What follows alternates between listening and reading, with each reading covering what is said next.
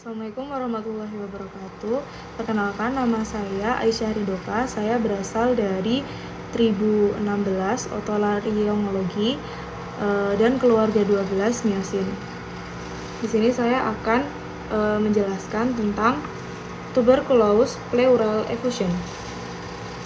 Yang pertama, untuk pengertiannya. Pengertian tuberculous pleural effusion adalah kondisi medis di mana terdapat penumpukan cairan atau efusi di rongga pleura yang disebabkan oleh infeksi bakteri tuberkulosis atau Mycobacterium tuberculosis. Kemudian, patofisiologinya adalah yang pertama, infeksi awal. Infeksi awal yaitu bakteri MTB mencapai ruang pleura biasanya melalui sistem limfatik dari fokus infeksi yang jauh yang seringkali itu di paru-paru. Kemudian sistem kekebalan tubuh khususnya limfosit T mengenali bakteri dan memulai respons peradangan. Yang kedua adalah respon peradangan. Respon peradangan ini dijelaskan sebagai berikut. Respon imun menyebabkan meningkatnya permeabilitas pembuluh darah pada pleura yang menyebabkan cairan bocor ke dalam ruang pleura. Cairan ini awalnya bersifat eksudatif, artinya kaya akan protein dan sel termasuk limfosit dan makrofag. Makrofag menelan dan mencoba menghancurkan bakteri, tetapi MTB dapat bertahan hidup dan bereplikasi di dalam sel-sel ini.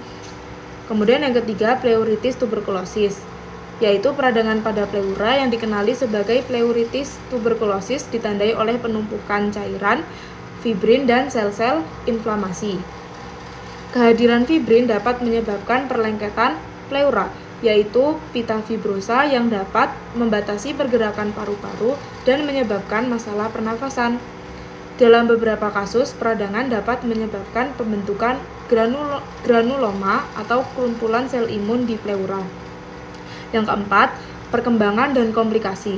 Jika infeksi tidak terkendali, efusi dapat menjadi kronis dan cairan dapat mengental akibat peradangan dan fibrosis yang berkelanjutan.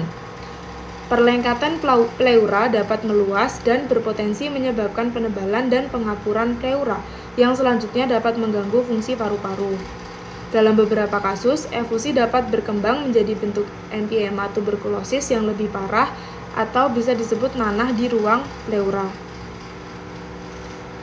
Kemudian untuk data kasus di Indonesia, sebenarnya tidak ada data kasus tentang tuberculous pleural effusion yang spesifik di Indonesia yang tersedia secara publik. Tetapi data dari WHO dan Kementerian Kesehatan RI memberikan gambaran umum tentang kasus tuberkulosis di Indonesia, yang mana tuberkulosis sendiri merupakan akar penyebab dari tuberculous pleural effusion. Di sini diperkirakan ada sekitar 1,06 juta kasus, sedangkan yang dilaporkan hanya sekitar 793.819 kasus, yang mana itu berarti ada gap antara perkiraan kasus dan kasus yang dilaporkan. Dan 93.000 orang meninggal setiap tahunnya karena kasus ini, serta mayoritas kasus tuberkulosis di Indonesia adalah tuberkulosis paru menular.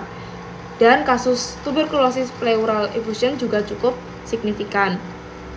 Untuk mencegahannya, hindari kontak dekat dengan penderita, menggunakan masker, jaga kebersihan tangan, vaksinasi BCG, memastikan tempat tinggal memiliki sirkulasi udara yang baik.